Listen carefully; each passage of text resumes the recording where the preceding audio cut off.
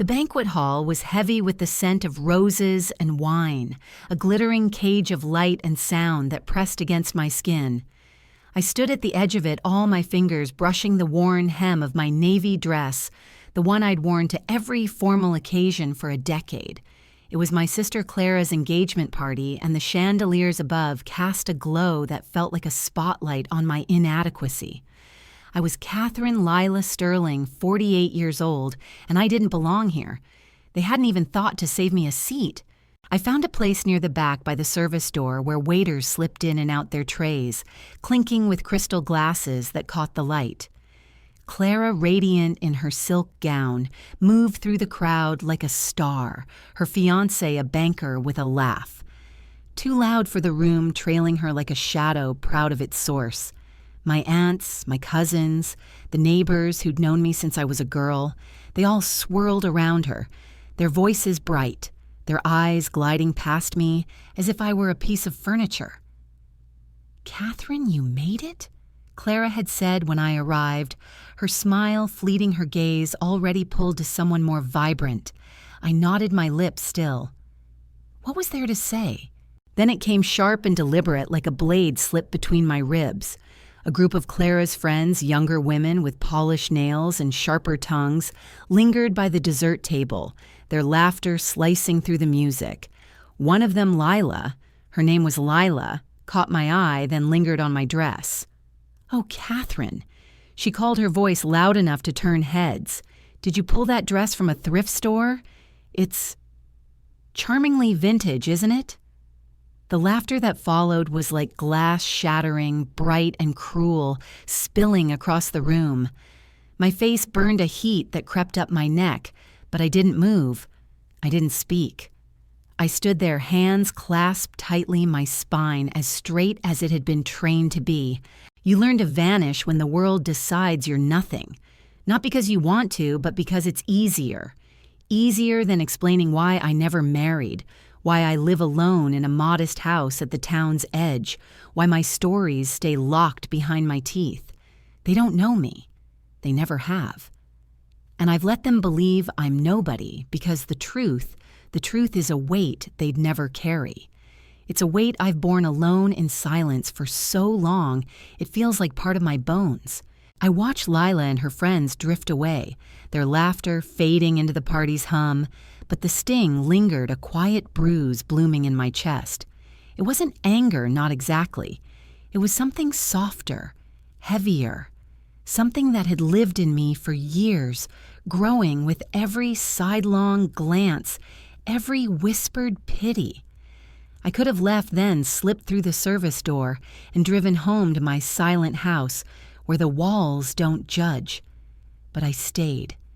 Maybe for Clara to witness her joy, even if it wasn't mine to share. Maybe because I'm stubborn, too proud to run. Or maybe because deep in my gut I felt a tremor like the air before a storm charged with something I couldn't name but couldn't ignore.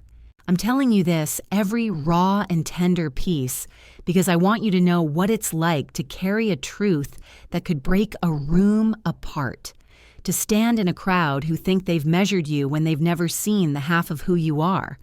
If this story speaks to you, if it stirs something in your heart, please hit that subscribe button. It means more than I can say to share this with you, to open my soul and let you in. I promise this is a story worth hearing to the end. The party surged forward, a tide of clinking glasses and easy smiles. Clara's fiancé stood to give a toast, his voice booming about love and bright futures, the kind of promises that sound truer when you're young. The room clapped, raised their glasses in a shimmering wave. I had no glass to lift. A waiter passed by his tray, heavy with champagne, and I thought to ask for water, but he was gone before I could find my voice.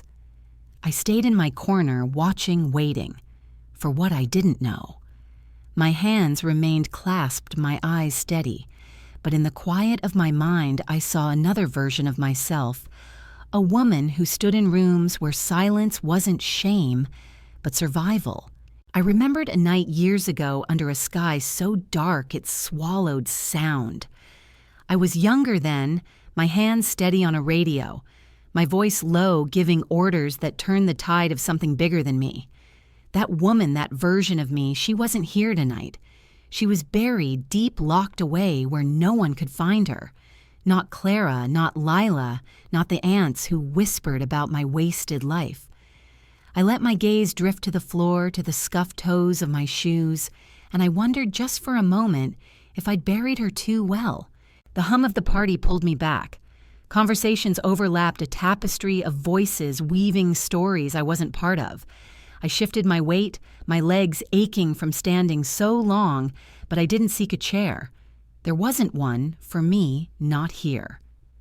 I thought of my house, the quiet of it, the way the moonlight would be spilling through my kitchen window right now. I could be there safe alone, but I stayed rooted, as if my feet knew something my heart didn't.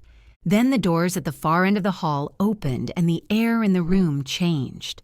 It was subtle at first, a shift in pressure, like the moment before thunder.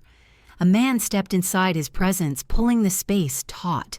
He wore a dress uniform, the kind that commands silence, its metals glinting under the chandelier light. A 4-star general. The crowd didn't notice right away, too lost in their chatter, their laughter, their glasses. But I did. My breath caught, not because I knew him, not because I'd seen his face before, but because his eyes, sharp and searching, swept the room with purpose. And when they landed on me, my heart faltered, not out of fear, not out of recognition, but because, in that single fleeting moment, I knew he was looking for me. I stood frozen. My hand still clasped my plain dress, suddenly heavier than ever. The room spun on oblivious, but I felt the weight of his gaze like a hand on my shoulder. I wanted to look away, to shrink back into my corner, but I couldn't. My training long buried kicked in. Stand tall, stay steady, don't flinch. I held his eyes just for a second, and something passed between us. Not a word, not a gesture, but a knowing. He took a step forward, and the crowd began to notice their voices faltering, their heads turning. I didn't move. I didn't breathe. But inside that tremor I'd felt earlier grew a storm-gathering strength. What did he want? Why was he here? My mind raced, pulling at threads I hadn't touched in years. I thought of classified files of missions I'd sworn to forget, of a life I'd left behind. But I pushed those thoughts down, locked them away. This was Clara's night, not mine. I was nobody here, just Catherine, the spinster sister in the cheap dress. I told myself to stay small, to stay hidden. But the general took another step and the room began to hush, and I knew with a certainty that made my knees weak that hiding wasn't an option anymore. The general's gaze held me like a tether, but the room's noise crept back, a murmur rising as people noticed him. I forced my eyes away down to my hands still clasped so tightly my knuckles whitened. My heart was a drum, steady but too loud, and in that rhythm I felt the past clawing its way up. Not here, I thought. Not now. But memory doesn't obey. It seeps through the cracks, and suddenly I wasn't in the banquet hall anymore. I was 26, crouched in a desert safe house, the air thick with dust and tension. My voice, the only thing keeping a team alive. That night, years ago, I'd been Vesper. Not Catherine Lila Sterling, not the woman in the thrift store dress, but Commander Vesper. My code name, a whisper in rooms where decisions shaped wars. The radio crackled my earpiece, buzzing with static and fear. Vesper, we're pinned. The voice had said, a young operative, his breath ragged. I could hear gunfire through the line, could feel the weight of his life in my hands. Hold position. I'd said my voice calm, though my pulse screamed. I'd mapped the extraction in my head coordinates and risked my fingers steady on the comms. Hours later, they were out alive because I didn't falter. That was who I was, then a woman who turned chaos into order, who carried secrets that could topple governments. I blinked and the banquet hall snapped back. The chandeliers, the clinking glasses, Clara's laughter somewhere in the distance. My hands trembled now, just a fraction, and I pressed them harder together to still them. Nobody noticed. Nobody ever did. The general was speaking to someone near the door, his voice low, but his presence still pulled at the room like gravity. I stayed in my corner, my breath shallow, trying to bury Vesper again. She didn't belong here in this world of silk gowns and small talk. She was a ghost locked away with my medals, my oaths, my scars. I'd left that life at 32 after a mission that broke something in me. Not my body, though there were scars hidden under my sleeves, but my soul. I'd saved lives, yes, but I'd lost pieces of myself. Nights spent staring at ceilings, wondering if the cost was too high. I came home to this town to my family thinking I could be Catherine again, but home wasn't home anymore. My parents were gone. Clara was building her perfect life, and I was a stranger. "Why don't you settle down?" My aunts would ask, their pity sharp as needles. "You're not getting younger, Catherine." I'd smile, nod, let them think I was just a quiet spinster, too plain for love, too dull for ambition. It was easier than explaining the truth, that I was bound by oaths of silence, that my dreams were haunted by faces I couldn't save. Sometimes I forgot I was ever anything but this, the Catherine who buys groceries, who waves at neighbors, who sits alone with a cup of tea at night. But then, there were moments like now with the general's eyes searching the room that reminded me. Vesper wasn't gone. She was in my spine, my steady hands, the way I could still read a room like a battlefield. I hated it, how she lingered. I hated how she made this life feel small. I glanced at Clara, her head thrown back in laughter, her fiancé's arm around her waist. She was the sun here, and I was the shadow. I didn't resent her, not really. She was younger, brighter, untouched by the weight I carried. But sometimes, when she looked at me, with that mix of pity and impatience, I wondered if she'd ever known me at all. "You should try harder, Catherine," she'd said once years ago when I showed up to her college graduation in a simple skirt. "People notice how you present yourself." I'd nodded, said nothing. She didn't know I'd just returned from a debriefing in D.C., my hands still shaking from what I'd seen. She didn't know I'd chosen that skirt because it hid the bruise on my leg from a fall during exfil. The general moved, now stepping further into the room, and the crowd parted slightly, their chatter softening. I pressed myself closer to the wall, the service door at my back. My corner felt safer, smaller, but my pulse betrayed me quickening as if I were back in that safe house waiting for a signal. I didn't want to be seen, not by him, not by anyone. I'd spent years perfecting this invisibility, letting the world think I was nothing. But his presence was a crack in that armor, and I felt exposed, raw, like a wound reopened. I remembered another moment, not the desert, but a sterile office in Virginia. A general, not this one, had handed me a medal, his voice gruff with respect. "Vesper, you're a ghost who saves lives," he'd said. I'd taken the medal, nodded, but inside I was unraveling. That was the mission that broke me, the one where I'd made the call to leave someone behind. It was the right call, the only call, but it haunted me. I resigned a month later, my code name retired, my life packed into a suitcase. I came home thinking I could be whole again, but the silence I'd once wielded like a weapon now suffocated me. The banquet hall was louder now, Clara's friends giggling again, their eyes darting toward the general with curiosity. Lila was among them, her voice carrying, "Who's he here for someone important, probably?" I almost laughed, a bitter sound caught in my throat.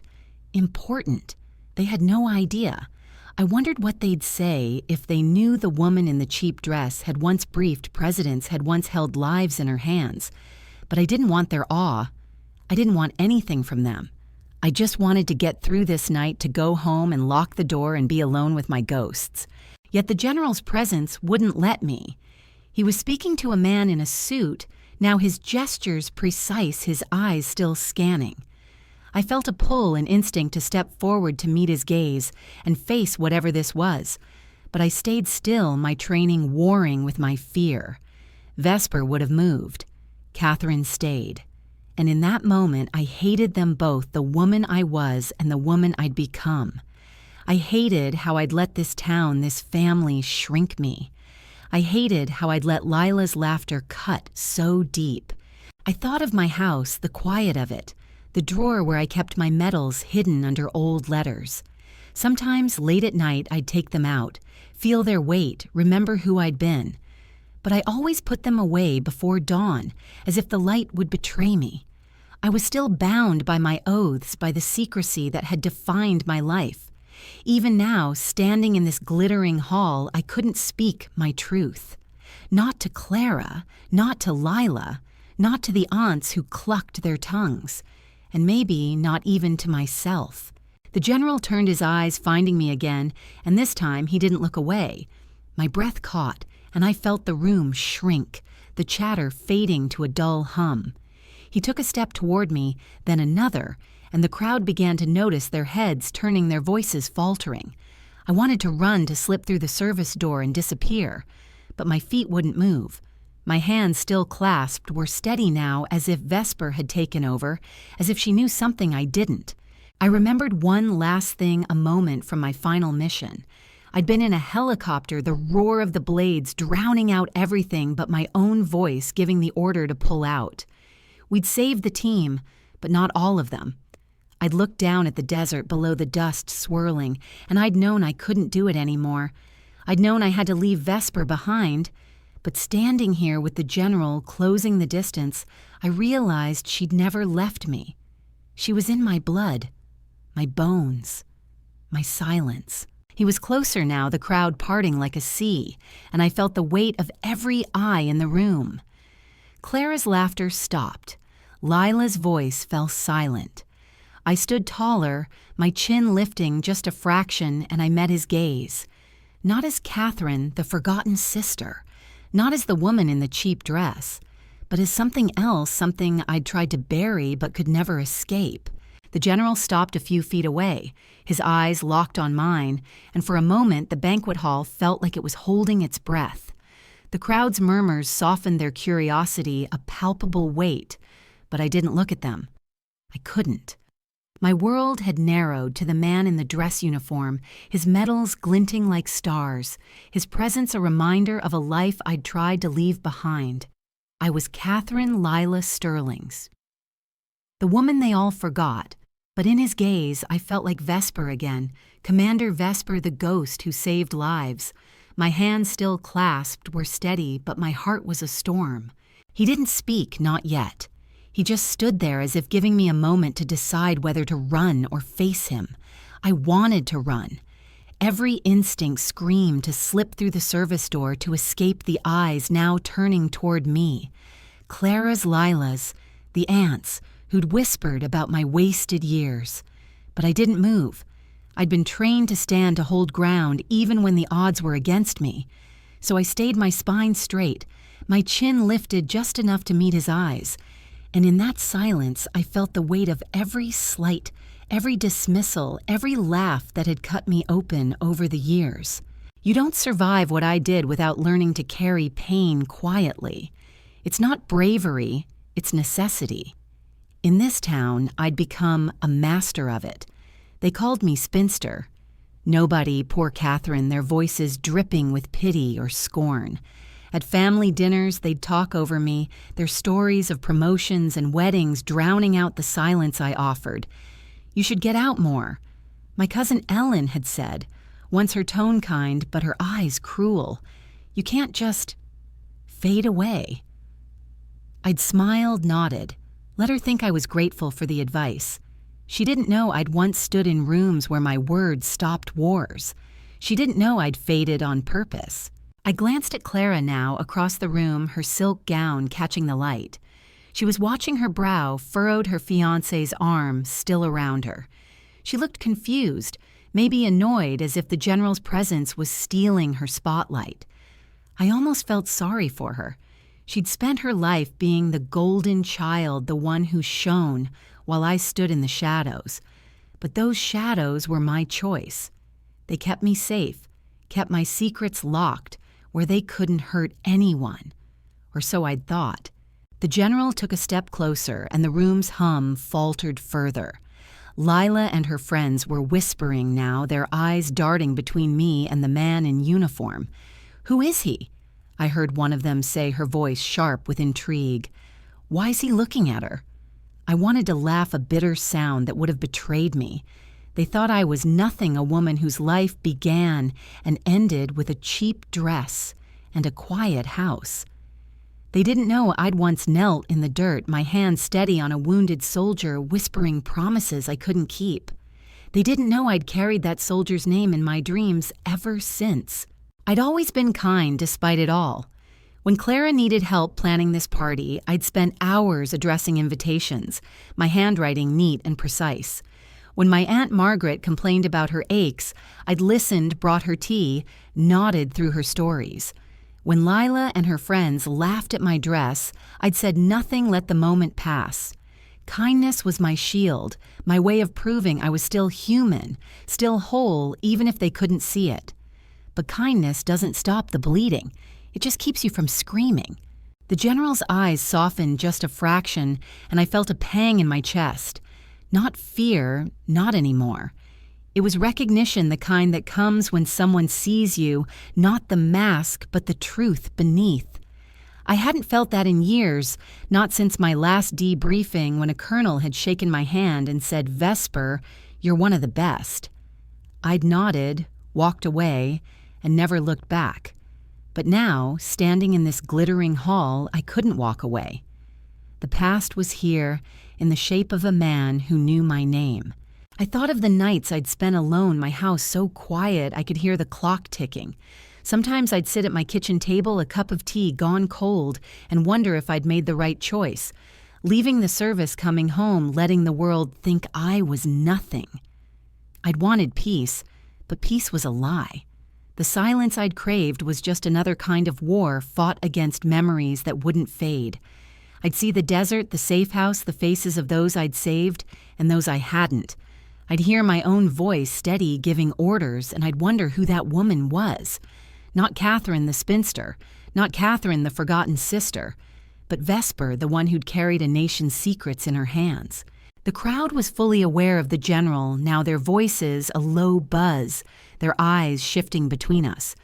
Clara took a step forward, her fiancé trailing her expression, a mix of curiosity and unease. Lila was still whispering, her friends leaning in their laughter, gone. I felt their stares like needles, but I didn't flinch. I'd faced worse than their judgment. I'd faced rooms where one wrong word meant death. This was nothing, and yet it was everything, because it was my life, my truth laid bare, in a way I'd never wanted. I remembered a moment from years ago, not a mission, but a quiet one after I'd come home. I'd been at a church picnic, the kind where everyone brings a dish and pretends to care about each other. My Aunt Margaret had introduced me to a friend, saying, "This is Catherine, Clara's sister. She keeps to herself." The friend had smiled, polite but dismissive, and I'd stood there holding a plate of potato salad, feeling like I was shrinking. Later, alone in my car, I'd cried, not loud, not dramatic, but the kind of tears that burn because they've been held too long. I hadn't cried since not even when Lila laughed at my dress. But standing here with the general so close, I felt that same burn threatening to break free. He spoke then, his voice low but clear, cutting through the room's hum. Catherine Lila Sterling.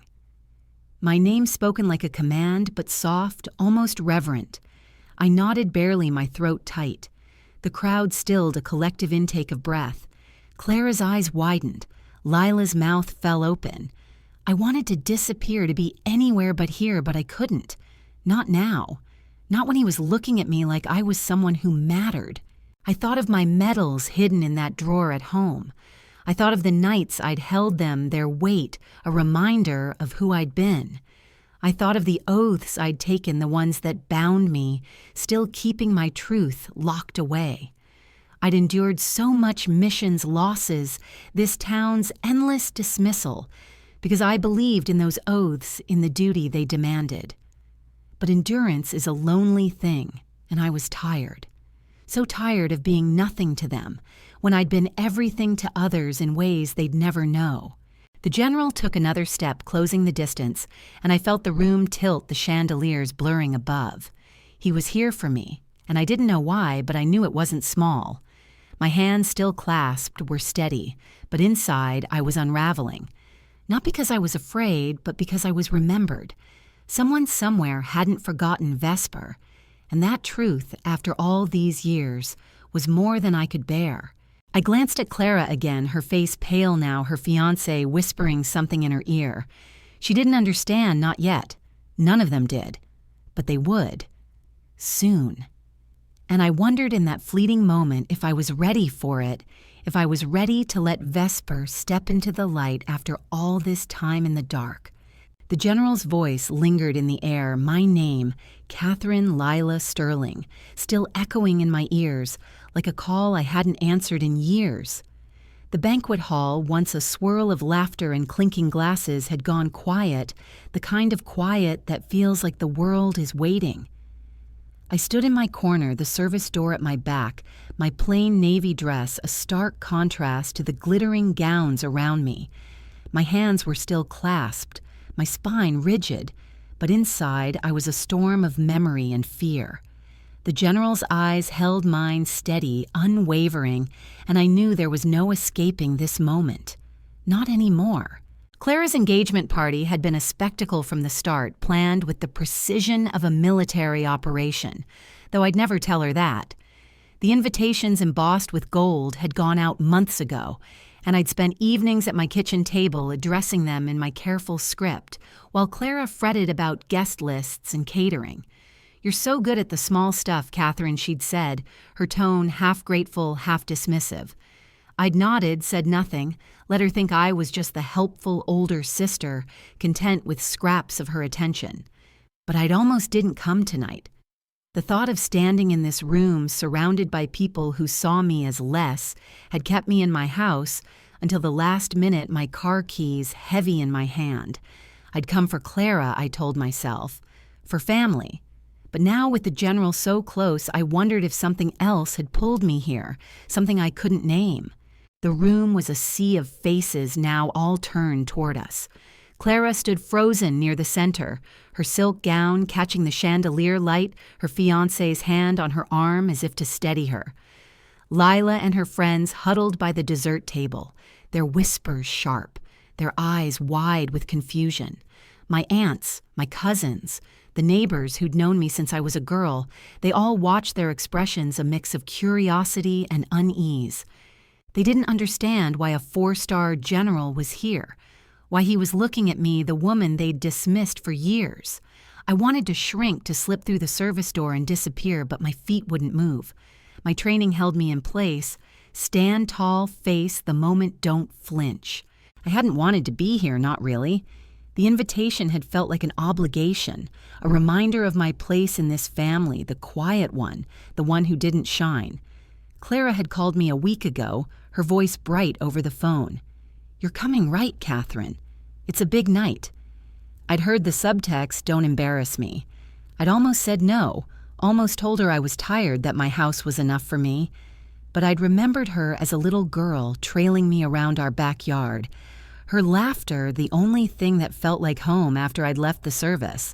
So I'd said yes, pulled on my old dress, and driven here, telling myself I could endure one more night of being invisible. But invisible was the last thing I felt now. The general took another step, his boots soft on the polished floor, and the room's silence deepened. I felt every eye like a weight pressing against my skin.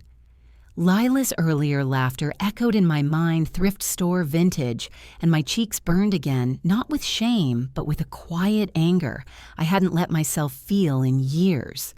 They'd mocked me, dismissed me, and I'd let them because it was easier than the truth. But the general's presence was a crack in that armor, and I couldn't hide anymore. I glanced at the service door, its plain metal, a promise of escape. I could still leave, I thought. Slip out, drive home, lock my door, and let this moment pass. But the general's eyes were on me, and in them I saw something I hadn't seen in years. Respect. Not pity, not judgment, but the kind of respect I'd earned in rooms far from here. Rooms where my voice had carried the weight of lives. I swallowed my throat tight and forced myself to stay. The party had been in full swing before this, a celebration of Clara's future, her fiancé's wealth, their perfect life. I'd watched from my corner, nursing a glass of water I'd finally gotten from a waiter, as people toasted and danced. Clara had glowed, her laughter filling the room, and I'd felt a pang of something, not jealousy, but loss. Loss for the sister who'd once looked up to me, who'd once asked me to tell her stories, even if I could only share the tame ones. Now she barely saw me, her world too bright for my shadows. I'd been seated at a table in the back near the kitchen with a few distant cousins who barely spoke to me. "You still in that little house?" Catherine one had asked her, tone polite, but her eyes elsewhere. I'd nodded, sipped my water, let the conversation move on. They didn't care about my answer. They didn't care about me. And I'd told myself it didn't matter that I was here for Clara, that I could endure. But endurance is a heavy thing, and I was so tired of carrying it alone. The general spoke again, his voice cutting through my thoughts. "Ma'am, may I have a word?" It wasn't a question. Not really, but his tone was gentle, almost deferential. The room gasped a soft collective sound, and I felt Clara's eyes on me sharp, with something I couldn't read. Lila's whispers stopped her friends staring openly now. I nodded barely, my hands still clasped my heart, pounding so hard I thought it might break free. I thought of my house, the quiet of it, the drawer where my medals lay hidden. I thought of the nights I'd sat alone, wondering if I'd made the right choice, leaving Vesper behind. I'd wanted a life without secrets, without the weight of what I'd done. But this town, this family had made that impossible. They'd seen my silence as weakness, my plainness as failure. And I'd let them, because the truth was too big, too heavy for their small world. The general gestured toward a quieter corner away from the crowd, and I hesitated. Every instinct screamed to stay put, to keep my secrets buried. But his eyes held mine, and in them I saw a truth I couldn't ignore. He knew me. Not Catherine, the spinster sister, but Vesper, the woman who'd saved lives. I took a step, then another, my legs unsteady but my spine straight. The crowd parted their whispers, following me like a tide. Clara moved, then crossing the room, her gown rustling. "Catherine, what's going on?" Her voice was sharp, tinged with something like fear. I looked at her, my little sister, and for the first time I saw how young she was, how untouched by the things that had shaped me. I wanted to tell her, to explain, but the words wouldn't come. Not yet. I shook my head just slightly and followed the general. He led me to a spot near the windows, the city lights sparkling outside, and the crowd's eyes followed us, their silence louder than their laughter had ever been. I felt exposed raw, like a wound laid bare. But I stood tall, my hands still clasped, my training holding me together. The general turned to me, his expression unreadable, and I braced myself for what was coming. I didn't know what he wanted, why he was here, but I knew it wasn't small, and I knew with a certainty that made my chest ache that my life, the one I'd built in shadows, was about to change.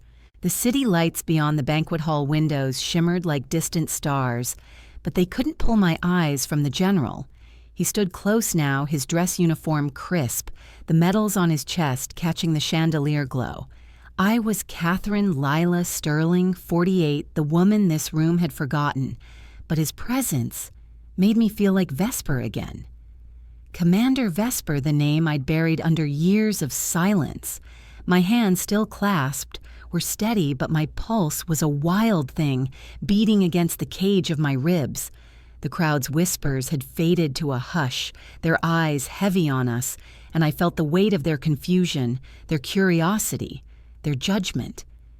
They didn't understand why a 4-star general was here speaking to me, the woman in the plain navy dress. I barely understood it myself. He hadn't said more than my name and that quiet request for a word, but his eyes told a story I wasn't ready to hear. They were sharp, yes, but there was something else. Respect. Maybe even reverence. I hadn't seen that look since my last mission, when a colonel had gripped my hand and said, "Vesper, you're a goddamn miracle." I'd walked away from that life, from that name, thinking I could outrun it. But here it was, standing in front of me, wearing a uniform that carried the weight of a nation. The room felt smaller now, the chandeliers too bright, the air too thin.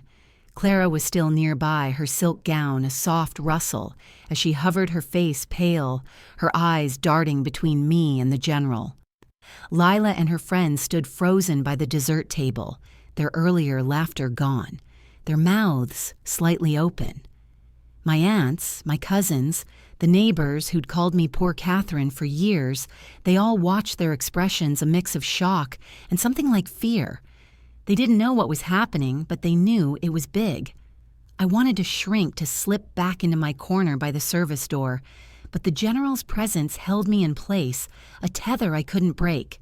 "Ma'am," he said again, his voice low but clear, carrying across the silent room, "we've been looking for you." The words landed like a stone in still water, ripples spreading through the crowd. A gasp here, a whisper there. Clara took a step closer, her fiancé's hand on her arm, his brow furrowed. Lila's eyes widened, her friends leaning in their curiosity, a blade. I felt their stares, their questions, but I kept my eyes on the general. My training kicked in: focus, assess, respond. But this wasn't a mission. This was my life, and I had no playbook for this. Looking for me. The words echoed in my head, pulling at memories I'd locked away. I thought of my last debriefing, the sterile room in Virginia, the papers I'd signed to retire Vesper to become just Catherine again. I'd been so careful, so quiet, living in this town where no one asked questions because they didn't care enough to. Had I missed something? A loose end, a file, a name that hadn't been erased? My heart stuttered, but I kept my face calm. My hands clasped my spine straight. Whatever this was, I'd face it. I had to. The general gestured toward the center of the room where a small platform held a microphone meant for toasts and speeches about Clara's bright future. "If you'll allow me," he said, his tone formal but warm, "there's something that needs to be said." My stomach twisted. I didn't want this, whatever it was. I didn't want eyes on me, didn't want my secrets spilled in front of people who'd laughed at my dress, who'd called me nothing. But his eyes held mine, and in them I saw a truth I couldn't deny. This wasn't about what I wanted. This was about what I'd done, who I'd been, and maybe, just maybe, who I still was. I knotted barely, my throat so tight I couldn't speak. He turned, leading the way to the platform, and I followed my steps, slow, my old dress brushing my legs. The crowd parted their whispers, a soft tide, and I felt every eye like a spotlight.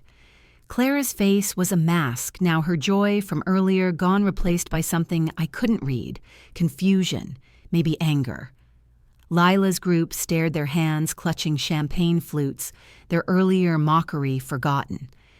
I kept my gaze forward on the general's back, his uniform a reminder of a world I'd left behind.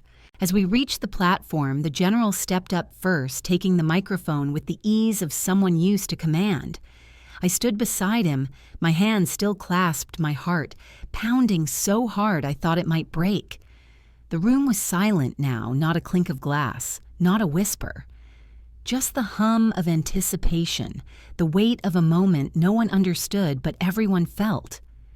I glanced at the service door, my last chance to run, but it was too far and my feet were rooted. Vesper wouldn't run, and neither would I. The general cleared his throat, the sound sharp in the silence. "Ladies and gentlemen," he began, his voice steady, resonant. "I apologize for interrupting this celebration, but there's someone here who deserves recognition, someone whose service to this nation has gone unacknowledged for too long." My breath caught my hands tightening until my knuckles ached. No, I thought. Please no. But his eyes found mine again, and in them I saw pride, not pity. Pride for me. He turned back to the crowd, his posture straight, his voice carrying the weight of authority. Many of you know her as Catherine Lila Sterling, but I know her as someone else. The room leaned in a collective intake of breath. Clara's eyes widened, her hand gripping her fiancé's arm. Lila's champagne flute tilted, forgotten. My aunts, my cousins, the neighbors, they all stared, their faces pale, their assumptions crumbling. I wanted to stop him, to tell him this wasn't necessary, that I didn't need this. But my voice was gone, lost in the storm inside me. The general paused, letting the silence build, and I felt the room shift, the air charged with something bigger than me, bigger than all of us. I thought of my medals hidden in that drawer at home. I thought of the nights I'd held them, their weight a reminder of what I'd given. I thought of the desert, the safe house, the lives I'd saved, the ones I'd lost. I'd carried it all in silence because that was my oath, my duty. But now, standing here with the general's words, about to break that silence, I felt something new. Not fear, not shame, but a spark of something I'd forgotten, pride. He looked at me again, his expression softening, and I knew what was coming. I braced myself. My hands still clasped my spine straight, my heart ready to shatter. The crowd waited the room, a held breath, and I stood there, Catherine and Vesper, both of them waiting for the truth to finally step into the light. The general's pause stretched a silence so heavy it pressed against my skin. The banquet hall was a frozen tableau, chandeliers, casting light that felt too sharp, too exposing. I stood beside him on the platform, my plain navy dress, a stark contrast to his decorated uniform, my hands clasped so tightly, my fingers ached. I was Catherine Lila Sterling. The woman this room had laughed at, pitied, ignored. But the general's eyes, steady and reverent, saw someone else, Vesper, the name I'd buried under years of silence. My heart pounded, a drumbeat of dread, and something fiercer. Something I hadn't felt in a decade, the weight of being seen. "Ladies and gentlemen," he said, his voice resonant, filling the room like a command. "You know her as Catherine Lila Sterling. But to me, and to those who served with her, she is Commander Vesper." The name hit the air like a thunderclap, and the crowd gasped, a sharp collective sound that rippled through the room. Clara's hand flew to her mouth, her silk gown trembling as she leaned into her fiancé. Lila's champagne flute slipped from her fingers, shattering on the floor, the sound swallowed by the stunned silence. My aunts, my cousins, the neighbors who'd called me poor Catherine, their faces were pale, their eyes wide as if the world they'd known had just cracked open. I wanted to speak, to stop him, to say this wasn't necessary. I didn't need their awe, their apologies, their sudden reverence. I'd chosen silence, chosen to be nothing in their eyes because it was safer than the truth. But my throat was tight, my voice gone, and the general's words kept coming, each one peeling back the layers I'd built to hide Vesper. Commander Vesper, he continued, served this nation with unmatched courage and sacrifice. Her leadership in covert operations saved countless lives, turned the tide of conflicts most will never know. She is without question one of the finest officers I've ever known. The room was a sea of faces, all turned toward me, their expressions a mix of shock, shame, and something like fear. Clara's eyes were wet, her hand still pressed to her lips, her fiancé whispering something she didn't seem to hear. Lila stood frozen, her friends silent, their earlier laughter a distant memory. I felt their stares, but I kept my eyes on the general. My training holding me together, stand tall, don't flinch, face the moment. But inside, I was unraveling the walls I'd built around Vesper, crumbling with every word he spoke. I tried to downplay it, shaking my head slightly, my lips parting to protest. It was a long time ago. I managed my voice, barely a whisper, meant only for him. But he raised a hand, gentle but firm, silencing me. "No, ma'am," he said, his tone unwavering. "Your service is not forgotten. not by those who know what you did. His eyes held mine, and in them I saw a truth I'd tried to bury. I mattered. Not to this room, not to Clara or Lila or the aunts who'd pitied me, but to the people who'd stood beside me in the dark, who'd trusted my voice to bring them home. The crowd was silent now, not a whisper, not a clink of glass, just the weight of the general's words hanging in the air like a verdict. I thought of a moment years ago in a desert safe house, the air thick with dust and fear. I was 26, my earpiece crackling my voice steady as I gave the order that saved a team pinned under fire. "Vesper, you're a ghost." One of them had said later, his hand gripping mine, his eyes full of gratitude. I'd nodded, walked away, carried his name in my dreams. That was my greatest sacrifice, not the missions, not the scars, but the pieces of myself I'd left behind, the lives I'd saved, but could never hold. The general turned to me, his expression softening, and I knew what was coming. He reached into his pocket, pulling out a small velvet box, the kind that holds medals or honors. My breath caught my hands trembling now, no longer steady. "Commander Vesper." He said, his voice clear, reverent, on behalf of a grateful nation. "I present you with this token of our respect." He opened the box, revealing a silver star, its surface catching the light. The crowd gasped again, softer this time, and I felt tears burn my eyes, not from sadness, but from the weight of being remembered. I shook my head, my voice breaking. I don't need this." But he stepped closer, his eyes kind but unyielding. "You may not need it, ma'am," he said, "but we need you to know we haven't forgotten." He pinned the star to my dress, his hand steady, and I felt the room blur, the chandeliers fading, the crowd disappearing. It was just me and the weight of that star, the weight of Vesper, the weight of a life I'd tried to leave behind. I thought of that final mission, the one that broke me. A helicopter, the roar of blades, my voice giving the order to pull out. We'd saved the team, but not all of them. I'd looked down at the desert, the dust swirling, and known I couldn't do it anymore. I'd resigned, packed away my medals, my code name, my truth. But standing here with the general's hands pinning that star to my dress, I realized Vesper had never left. She was in my spine, my silence, the way I'd endured this town's cruelty without breaking. The crowd was still their faces, a mix of awe and regret. Clara's eyes were wet, her hands clasped, now mirroring mine. Lila's head was bowed, her friends silent, their champagne forgotten. My aunts, my cousins, the neighbors. They looked at me like I was a stranger, and maybe I was. I'd let them think I was nothing because it was easier than explaining the truth. But now the truth was, here pinned to my dress, spoken in a general's voice, and I couldn't hide anymore. The general stepped back, raising his hand in a salute, crisp and solemn. "Commander Vesper, ma'am," he said, and the words were a knife cutting through years of silence. I returned the salute, my hand steady despite the tears in my eyes, my training holding me together one last time. The room was silent, but I felt their eyes, their shock, their shame. And for the first time in years, I didn't care. I wasn't Catherine, the spinster sister. I wasn't poor Catherine in the cheap dress. I was Vesper, and I was enough. The general's salute lingered in the air, a gesture that cut through the banquet hall's silence like a blade. I stood on the platform, the silver star pinned to my plain navy dress, its weight heavier than any medal I'd hidden in my drawer at home.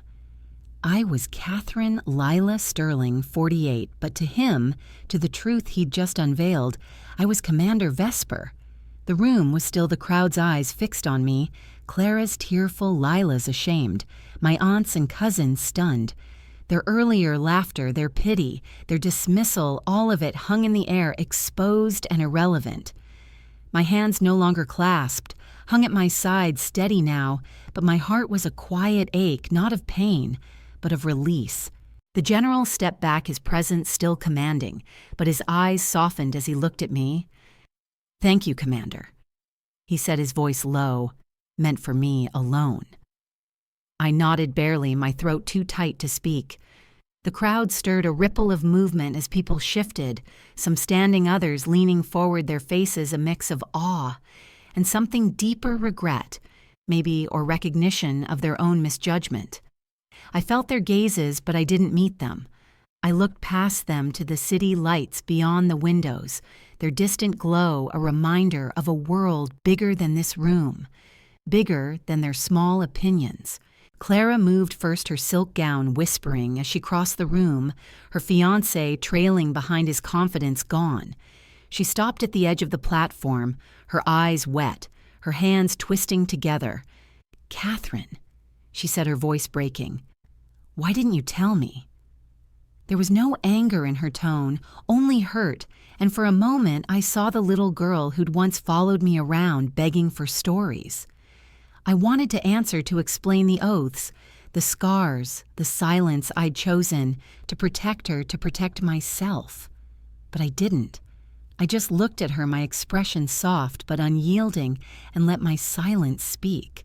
The room began to shift, people rising from their seats, their applause starting slow, tentative, then growing a wave of sound that felt foreign, almost intrusive. I didn't want it. I hadn't come here for their clapping, their sudden reverence. I'd come for Clara, for family, for the stubborn hope that I could still belong. But the applause kept coming, and I stood there, the silver star glinting on my dress, Vesper's name echoing in my ears. I didn't smile, didn't wave. I just stood, my spine straight, my eyes steady, letting them see me, not the woman they'd mocked, but the one who'd carried secrets they'd never understand. Lila approached, then her steps hesitant, her champagne flute long gone. Her friends stayed back, their heads bowed, their earlier cruelty a ghost between us. "Catherine," she said, her voice small. "I'm so sorry. I didn't know."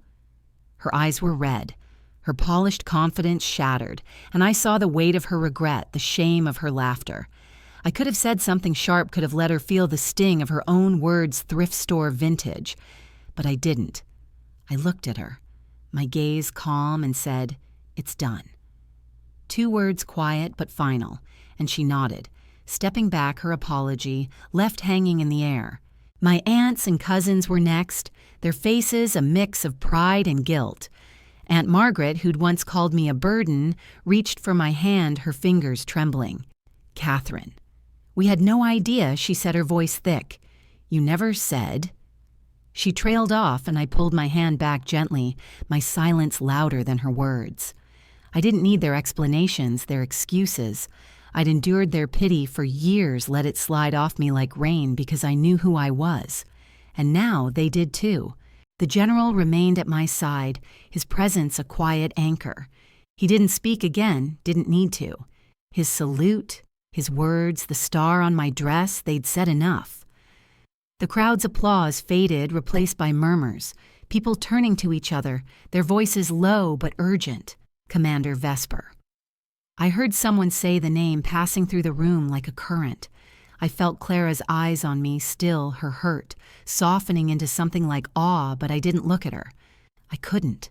Not yet. The general gestured toward a table at the front where Clara's fiancé had given his toast earlier, and I followed him. The crowd parting again, their respect a tangible thing. He pulled out a chair, a small gesture, but it felt like a ceremony, a recognition of my place. I sat the silver star, catching the light, and the room seemed to exhale, the tension easing, but not gone. People returned to their seats, their conversations quieter now, their glances still drifting toward me. Clara sat nearby, her fiancé whispering something, but she didn't respond. She just watched me, her eyes searching for the sister she thought she knew. I thought of a moment years ago in a Virginia office after my final mission. A general, not this one, had handed me a medal, his voice gruff. "Vesper, you're a hero," he'd said, but I'd shaken my head, the weight of that word too heavy. I'd left someone behind on that mission, a choice that saved the team but broke me. I'd resigned a month later, thinking I could outrun the guilt, the memories. But sitting here with the silver star on my dress, I realized I'd never outrun Vesper. She was in my bones, My silence the way I'd stood tall under this room's cruelty. The general leaned in his voice low. "You did well, Commander," he said, and I nodded, my eyes stinging. I didn't trust myself to speak. He stepped back, joining a group of men in suits who'd entered quietly during the reveal, their presence discreet but heavy with authority. I sat alone, the silver star a quiet weight, and let the room's hum wash over me. The party resumed, but it was different now. Subdued, reverent, the focus no longer on Clara's engagement, but on the woman they'd overlooked for years. I glanced at the service door, my old escape route, but I didn't need it anymore. I'd face this moment not as Catherine, the spinster's sister, but as Vesper, the woman who'd saved lives. The crowd's regret, their apologies, their applause, they didn't matter. What mattered was the star on my dress, the general's salute, the truth that had finally stepped into the light. I sat there, my hands folded in my lap, and felt a quiet pride, not in their eyes, but in my own. The banquet hall hummed softly now, a subdued echo of the laughter and clinking glasses that had filled it earlier. The chandeliers still cast their golden glow, but the light felt gentler, as if the room itself had exhaled. I sat at the table near the front, the silver star pinned to my plain navy dress, its weight a quiet reminder of who I'd been, who I still was. I was Catherine Lila Sterling, 48, but also Commander Vesper, the name that had silenced this crowd and rewritten their assumptions. My hands rested in my lap, no longer clasped, my spine still straight, but softer now, as if the storm inside me had finally calmed. The party had shifted, its rhythm changed. Clara stood near the center, her silk gown catching the light, but her glow was dimmed, her eyes drifting to me every few moments. Her fiancé spoke to guests, his voice quieter, his earlier bravado gone. Lila and her friends kept their distance, their heads low, their champagne flutes untouched. My aunts, my cousins, the neighbors who'd once called me poor Catherine. They moved through the room carefully, their glances hesitant, their voices hushed. The general had left with his entourage, his salute, and the silver star, his final word, but his presence lingered, a truth that couldn't be undone. I could have left then, slipped out the service door, and driven home to my silent house. No one would have stopped me, but I stayed not for them, not for Clara, but for myself. For the first time in years, I felt seen, not by their eyes, their apologies, their newfound reverence, but by my own. The silver star on my dress was a mirror reflecting Vesper, the woman I'd tried to bury but who'd never left. She was in my steady hands, my quiet endurance, the way I'd stood tall under their laughter and pity. And sitting here with the room's hum around me, I realized I didn't need to hide her anymore. Clara approached her steps, slow, her gown rustling softly. She sat beside me, her hands twisting in her lap, her eyes searching mine. "Catherine," she said, her voice barely above a whisper. I didn't know. I should have known. There was no blame in her tone, only a quiet grief. And I saw the little girl again, the one who'd once clung to my stories, even the ones I'd watered down to keep her safe. I wanted to tell her it wasn't her fault, that my silence was my choice, my shield. But instead, I reached for her hand, my touchlight, and said, "You weren't meant to." She nodded, tears spilling over, and for a moment we were sisters again, not the golden child and the shadow, but two women carrying different weights. The room moved on, guests drifting toward the dance floor, their laughter returning, though softer now. I watched them, my heart steady, my thoughts drifting to my house, to the drawer where my medals lay hidden. I'd go home tonight, open that drawer, and look at them not with guilt or shame, but with pride. Not for the missions, the lives saved, the secrets kept, but for the woman who'd carried it all and still stood tall. Vesper wasn't a ghost anymore. She was me, and I was enough. I thought of the nights I'd sat alone, my tea gone cold, wondering if I'd made the right choice, leaving the service, coming home, letting this town shrink me. I'd wanted peace, But peace wasn't silence. It was this sitting here, the silver star on my dress, my sister's hand in mine, the truth no longer a weight, but a light. I didn't need their applause, their apologies. I needed this moment, this quiet redemption, this reclaiming of myself. I rose from the table, my movements slow, deliberate. Clara looked up, her eyes questioning, but I smiled just a fraction, and she nodded understanding. I walked toward the exit, not the service door, but the main doors, the ones I'd entered hours ago, feeling like nothing. The crowd parted slightly, their eyes following me, but I didn't meet them. I didn't need to. The silver star glinted on my dress, and my steps were steady, my head held high. Outside, the night air was cool, the city lights sparkling like the stars I'd once navigated by. I paused, my breath visible in the chill, and felt a peace I hadn't known in years. I thought of the general's salute, the weight of his words, the way he'd called me Commander Vesper.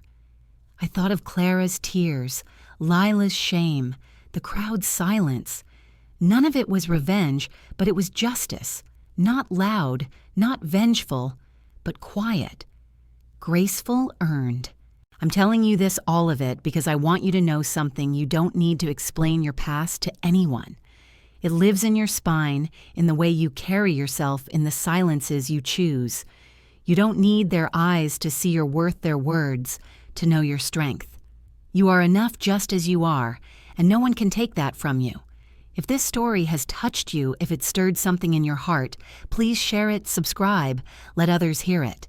Because we all carry truths that deserve to be seen. I walked to my car, the silver star still pinned to my dress, its weight a comfort now. I didn't look back at the banquet hall, didn't need to. I unlocked my car, slid inside, and sat for a moment, the quiet wrapping around me like a friend. My hands rested on the steering wheel, and I thought of my house, my medals, the life I'd built in the shadows. Something had changed tonight, not in the world, but in me. I wasn't just Catherine, the forgotten sister. I wasn't just Vesper, the ghost who saved lives. I was both, and I was whole. I drove home, the city lights fading behind me, the road stretching dark and familiar. When I reached my house, I didn't go to the drawer, didn't pull out the medals. Instead, I stood in my living room, the moonlight spilling through the window, and unpinned the silver star. I held it, its surface cool against my palm, and felt a smile, small but real, curve my lips. Then I walked to my front door, opened it, and stepped outside, the night air soft against my skin. I looked up at the stars, the ones I'd once followed through deserts and dangers, and I let them see me, Catherine Vesper, all of me. And I knew in that quiet, sacred moment that I was finally home.